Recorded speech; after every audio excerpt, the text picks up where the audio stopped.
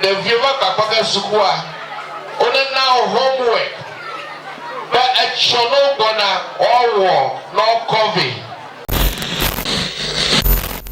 no dagara atoji achakwoji na zozom la fukwoji na kponuma abaya furoto na maka kwebe dahio nya na kwe na nyaba na konuma jijimaya na ojiji ya abu dabia ba do maka ji go ayata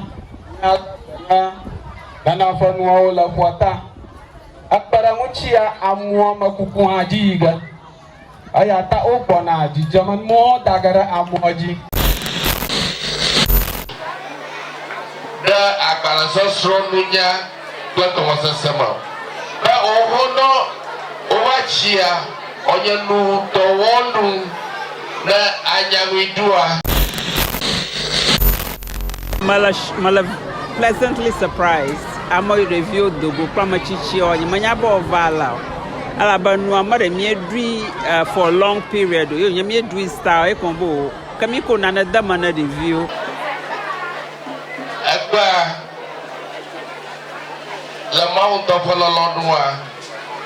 Ye for Furafia. Ye mi sonu gada. Ye ponu gada. Yes, anyagada.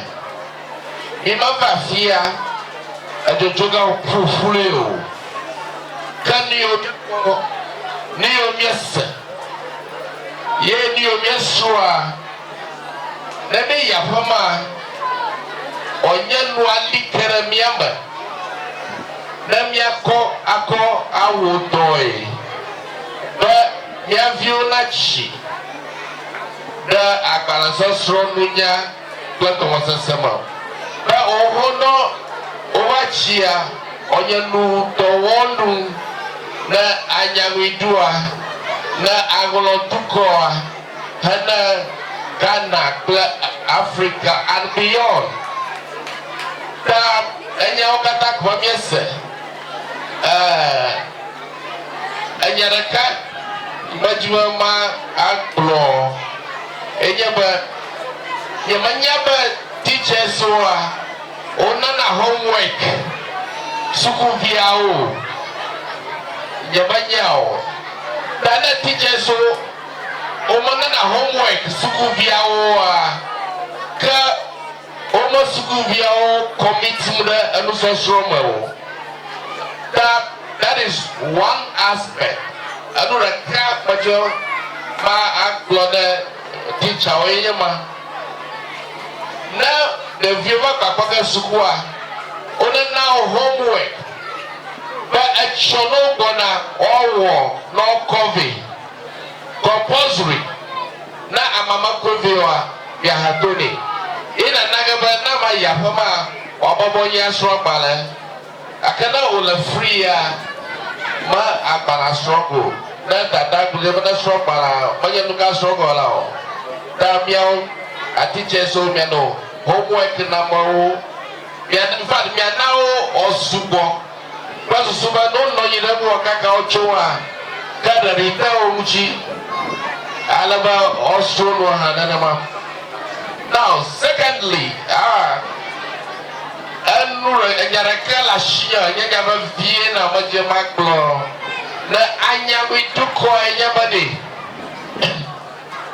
mi wodeka alo mi wodeka the kawo ahia the kawo iko atenchi atuduya mi ayira ngogbe there's some less street aji alo street aji ye amada aji gamuwa to akwetu kunajo ejro mo ka no nyo akoda dama ka no nyo ba vie to da ka kuvio igado kodamo mi wo da kada no vie na nere wo na kaki iko yenya ba vie ma je maglo manya kai maglo mo e shai maglo na ma e fata ko ko maglo ne mi kaka amana ka o yenya la duyama ya tada kontak no vie na yaba yento na no vie jani bloko a o to pe ga ko gari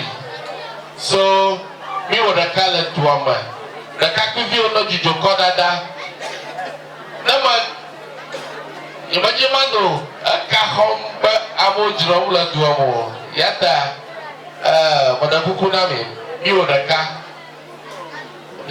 mialo miano niyo ikumaje maklo afi maklo finally ba mieko meeting at event have a close right miek bye ma right bye bye Mala pleasantly surprised. I'm a review dogo pramachichi or manyabo vala. Alabanu amare miedri for a long period. You miedri style combo. Kamiko nana damana review. Akalo do. And open the door. It has more to do with teenagers say all the defender how we later shiba mama mita woga. We organize it, go social media, club round so it a motor dollar. You gonna be a chogon, how you gonna be modo doga, oga, a young bashik, yalla, your hola, lama gronoba, a gamali miakonoshiki, come America Majinogo. Time of affair, I was very pleasantly surprised. Okay, the group quiz competition one hour. Making a couple 1 hour. A little disappointing, but beginning and yeah, because reading I never practice more. When you practice makes perfect with reading.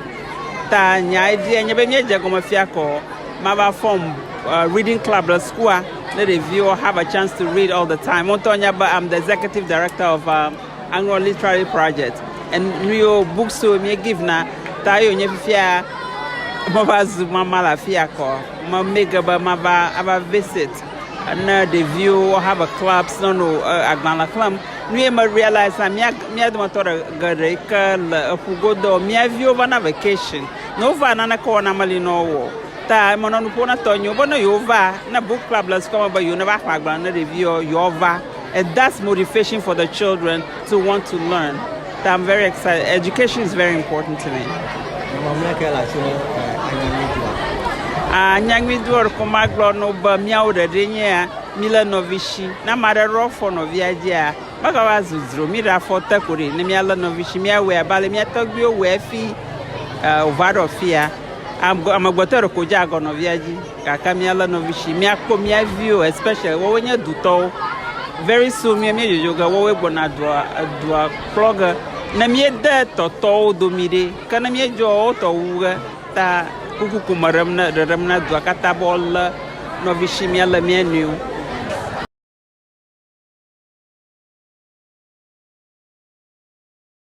Hey, what's up? Lekenya domia miakata ni mo kponko mienya. You don't know Stoneboy, Everlove TV. Mi alem kuranwe. All right.